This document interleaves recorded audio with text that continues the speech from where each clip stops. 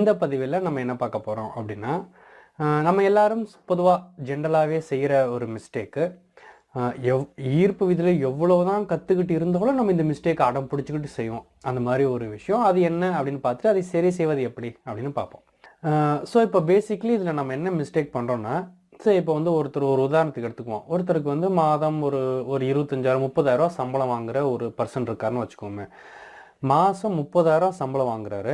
ஆனால் அவருக்கு மாதம் இந்த வீட்டு வாடகை, இஎம்ஐ இதெல்லாம் சேர்த்து பார்க்கும்போது ஒரு 42,000 வந்துடுது. ஸோ ஒவ்வொரு மாதமும் ஒரு 5,000 இல்லை 7,000 அந்த ஒரு பட்ஜெட் துண்டு விழுகுது. அதுக்கு எங்கேயாவது ஒரு கடன் வாங்குகிறோம், இல்லை அதுக்கு ஒரு கிரெடிட் கார்டை ஸ்வைப் பண்ணுறோம். இப்படி தான் அப்படி போகுது. அப்புறம் ஏதாவது ஒன்று வரும், அப்புறம் அந்த பக்கம் இருந்து வாங்கி இந்த பக்கம் இந்த கடனை அடைப்போம், இந்த பக்கம் ஏதோ ஒன்று வரும், இதை வாங்கி அப்படி இப்படியே வாழ்க்கை ஓடுது. ஒன்றும் பெரிய ஒன்றும் கஷ்டமும் இல்லை நஷ்டமும் இல்லை, அப்படியே போகுதுன்னு வச்சுக்கோமே. ஸோ இப்போ இந்த நபர் ஈர்ப்பு விதியை பற்றி தெரிஞ்சுக்கிறார். இந்த மாதிரி ஈர்ப்பு விதி இருக்குது, அதை வந்து நம்ம வாழ்க்கையில் ஒரு டார்கெட்டை ஃபிக்ஸ் பண்ணி அதவே தொடர்ந்து அஃபார்ம் பண்ணும்போதும் விஷுவலைஸ் பண்ணும்போதும் அது நம்மளுக்கு கிடச்சிரும் அப்படின்னு அது கேள்விப்பட்டுட்டு, அப்போ நம்ம லைஃப்பில் நம்ம என்ன டார்கெட் வைக்கலாம், எதை அச்சீவ் பண்ணலாம் அப்படின்னு பார்க்கும்பொழுது நமக்கு என்ன தேவை, நம்மளுக்கு என்ன வேணும், நம்மளுக்கு வந்து ஒரு வீடு வாங்கணும், அது வாங்கணும், லைஃப்பில் செட்டில் ஆகணும். என் கூட படித்தவனுங்கள்லாம் அப்படி இப்படி இன்றைக்கி 80,000 90,000 சம்பளம் வாங்குறானுங்க, நான் உட்காந்து இதே 35,000 சம்பளம் வாங்கிட்டு இருக்கேன் அப்படின்ட்டு அந்தான பல நாட்களும் பல விஷயங்களை யோசித்து ஒரு முடிவுக்கு வர்றாரு. என்னென்னா, ஓகே நம்ம லா ஆஃப் அட்ராக்ஷன் பண்ணுவோம். ஒரு 80,000 85,000 நம்மளுக்கு சேல்ரி, அந்த மாதிரி சம்பளம் கிடைக்கிற ஒரு வேலை வேணும். இல்லை பிஸ்னஸ் போகிறதா இருந்தால் இப்போ சேல்ஸ் எல்லாம் பிச்சுக்கணும், மந்த்லி ஒரு 80,000 இல்லை 1,00,000 வர மாதிரி எல்லாம் நடக்கணும் அப்படின்னு இவர் வந்து லா ஆஃப் அட்ராக்ஷன் பண்ணணும்னு முடிவெடுக்கிறாரு. அதே மாதிரி பண்ணுறாரு. உட்காந்து அஃபர்மேஷன், விசுவலைசேஷன், தனக்கு 80,000 ரூபாய் கிடைத்து விட்டதாகவும் இப்படி என்னெல்லாம் அவர் நம்ம அந்த புக்கில் படிச்சிருக்காரோ இல்லை வீடியோஸில் பார்த்துருக்காரோ அது எல்லாத்தையுமே பயிற்சி பண்ணுறாரு. சரி, இது ஓகே, இது எல்லாரும் பண்ணுறது தானே. இப்போ என்னென்னு பார்த்தீங்கன்னா, சில பேருக்கு, நிறைய பேருக்கு இல்லை, சில பேருக்கு அது நடந்துடும். சில பேருக்கு அந்த 80,000 கிடச்சிரும். ஸோ அவங்கள பற்றி நம்மளுக்கு பிரச்சனை இல்லை, அவங்களுக்கெல்லாம் வாழ்த்துக்கள், சூப்பர், ஆஹா அப்படியே அவங்கள அந்த பக்கம் அமுச்சு விட்ருவோம். இப்போது இது நடக்காமல் இன்னுமே அதற்கான பயிற்சிகளை ஈடுபட்டுக்கிட்டும், இன்னுமே அதற்காக போராடி கொண்டும், இன்னுமே அதை எதிர்பார்த்து கொண்டும் நிறைய பேர் இருக்கும்ல, அவங்களுக்கு இது என்னென்னா, இப்போது பேசிக்லி நம்ம ஒரு விஷயம் என்ன யோசிக்கணும்னா, எனக்கு அது வேணும், நான் உடனே அதுக்காக லா ஆஃப் அட்ராக்ஷன் பண்ணுறேன், எனக்கு அது கிடைக்கணும் அப்படின்னு அவ்வளோதான் அப்படின்னு அந்த ஒரு குதிரைக்கு லாடம் கட்டின மாதிரி நீங்கள் லா ஆஃப் அட்ராக்ஷன் நினச்சிட்டு இருந்தீங்கன்னா அது அப்படி ஒர்க் ஆகாது. லா ஆஃப் அட்ராக்ஷன்றது ஒரு லாஜிக்கலான ஒரு சயின்ஸு. அது வந்து மந்திரக்காளி இல்லை, விளக்க தேய்ச்சா பூதம் வரும், கேட்டதெல்லாம் கொடுக்கும் அப்படின்ற மாதிரி. அஃப்கோர்ஸ் நீங்கள் சீக்ரெட் வீடியோ பார்த்தா அதிலெல்லாம் அப்படி சொல்லியிருப்பாங்க. அவங்க சொன்னது வேற ஆங்கிள், அவங்க சொன்னது நமது எண்ணத்தின் பலத்தை அது. ஸோ பட் ஆனால் உண்மை அது கிடையாது. லா ஆஃப் அட்ராக்ஷன்றது ஒரு மாயாஜலம் கிடையாது. இட்ஸ் அ பக்கா லாஜிக்கல் சயின்ஸ். அது லாஜிக் வேணும். நீ வந்து ஒரு விஷயத்துக்கு ஆசைப்படுறியா, அந்த விஷயத்தை அடையணும்னு நினைக்கிறியா, அதுக்கு வந்து அது உங்ககிட்ட சில லாஜிக்ஸ் கேட்கும், சில கொஸ்டின் ஆன்சர் கேட்கும், சில கேள்வி பதிலெல்லாம் கேட்கும். நீங்கள் அதுக்கெல்லாம் லாஜிக்கலாக பதில் சொல்லிட்டீங்கன்னா அது எப்பேற்பட்ட விஷயமா இருந்தாலும் அதை நடத்தி காமிச்சிடும். ஸோ அந்த ஆங்கிளில் தான் அதை பெரிய பவரு, அதை வந்து ஒரு தேய்ச்சா பூதம் வர விளக்குக்கெல்லாம் கம்பேர் பண்ணுறாங்க. பட் பேசிக்லி இந்த விஷயம் அடிப்படையில் இந்த விஷயம் இருக்குது. நீங்கள் ஒரு பிரபஞ்சத்துக்கிட்ட ஒரு விஷயம் கேட்கும் பொழுது திரும்ப உங்ககிட்ட அது பல கேள்விகளை கேட்கும், பல லாஜிக்கல் கொஸ்டின்ஸை கேட்கும். அது எப்படி கேட்கும்னா, உங்கள் மைண்ட்லேயே நீங்களே உங்களுக்கே சில சந்தேகங்களும் சில கேள்விகள்லாம் வரும். அது எல்லாத்தையும் புறம் தள்ளி விட்டு நான் வந்து அஃபர்மேஷன் பண்ணுறேன், நான் வந்து விஷுவலைசேஷன் பண்ணுறேன் அப்படின்லாம் நீங்கள் பண்ணக்கூடாது. நீங்கள் ஒரு விஷயத்தை நினச்சி அஃபர்மேஷனோ விசுவலைசேஷனோ பண்ணும்போது உங்களுக்குள்ளே ஏகப்பட்ட கேள்விகள் வரும், ஏகப்பட்ட சந்தேகங்கள் வரும்.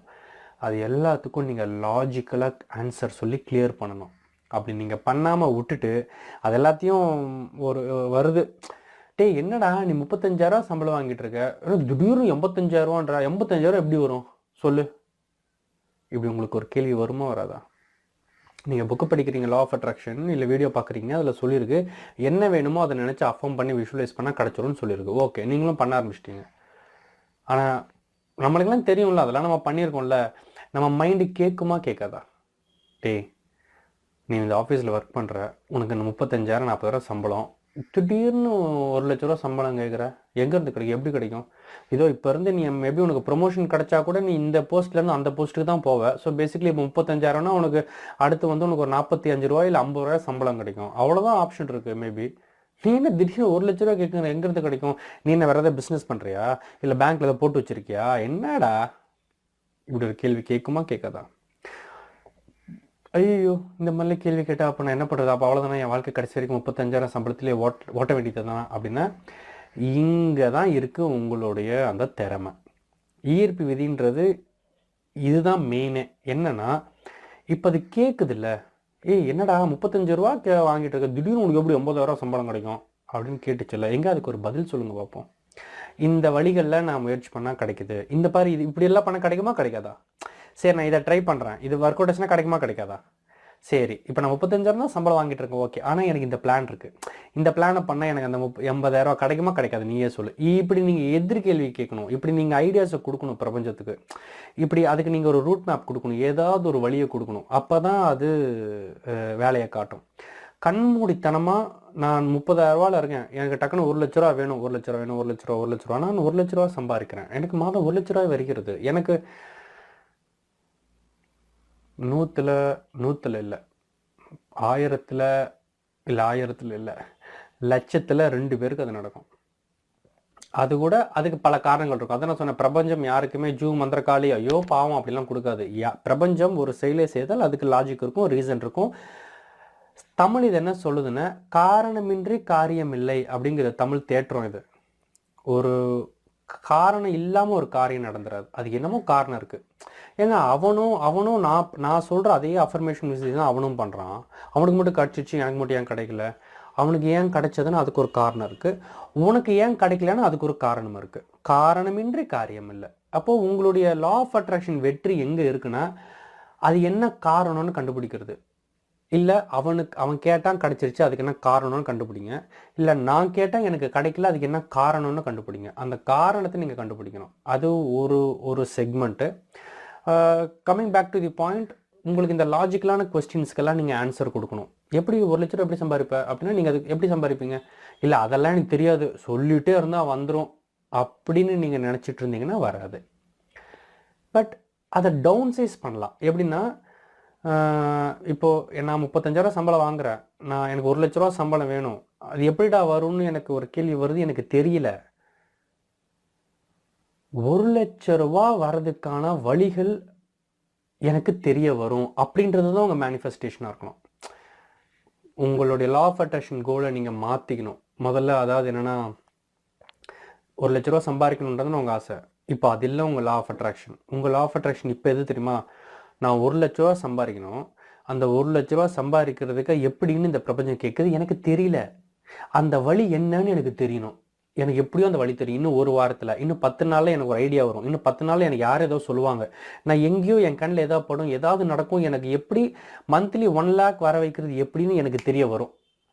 அப்படின்ற அந்த அறிவோ இல்லை, அதுதான் உங்களுடைய மேனிஃபெஸ்டேஷனாக இருக்கணும். அடுத்த ஒரு வாரத்துக்கு 10 நாளைக்கு அதை பற்றி சிந்திக்கணும்.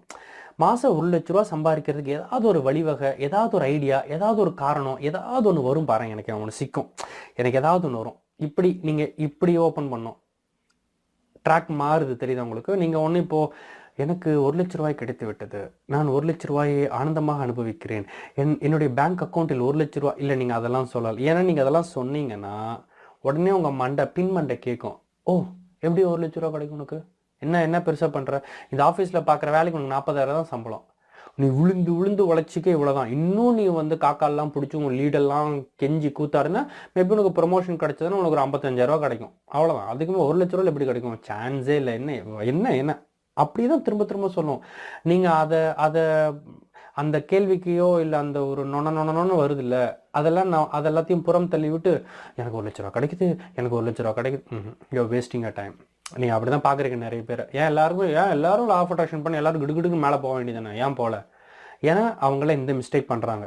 அந்த மண்டை சொல்லும், டே ஐயோ இன்னொன்று அதெல்லாம் நெகட்டிவ் தாட்ஸ், அந்த மாதிரிலாம் பேசவே விடாத, அந்த மாதிரி பேசலாம் கட் பண்ணிவிட்டு நீ வாட்டுக்கு சொல்லிட்டே இரு, எனக்கு 1,00,000 கிடைச்சிரும், 1,00,000 கிடைச்சிரும். உங்களே நீங்கள் ஏமாற்றிக்கிறீங்க, அவ்வளோதான். ஏதோ ஒரு எக்ஸப்ஷன் இருக்கும், 1-2 கேஸுக்கு நடக்கும். அதை பார்த்துட்டு நீங்கள் போனீங்கன்னா அதுக்கு ஒன்றும் பண்ண முடியாது. ஸோ அப்போ அதுக்கு என்ன தான் பண்ணுறது? ஒன்றும் இல்லை. யார் இப்போ 1 லட்ச ரூபா கிடைக்காதுன்னு சொல்லவே இல்லையே. நம்ம மண்டை கேட்குது, 1 லட்ச ரூபா எப்படா கிடைக்கும் அப்படின்னு கேட்குது இல்லை, உங்களுக்கு தெரில இல்லை. இப்போ அந்த இடத்துக்கு வந்துடுங்க. ஆமாம் எனக்கு தெரில. அப்போ என்னோட லா ஆஃப் அட்ராக்ஷன் என்ன தெரியுமா? இன்னும் 1 வாரத்தில் அது எப்படின்னு எனக்கு தெரியும். எனக்கு ஏதாவது இந்த பிரபஞ்சம் எனக்கு சொல்லும்.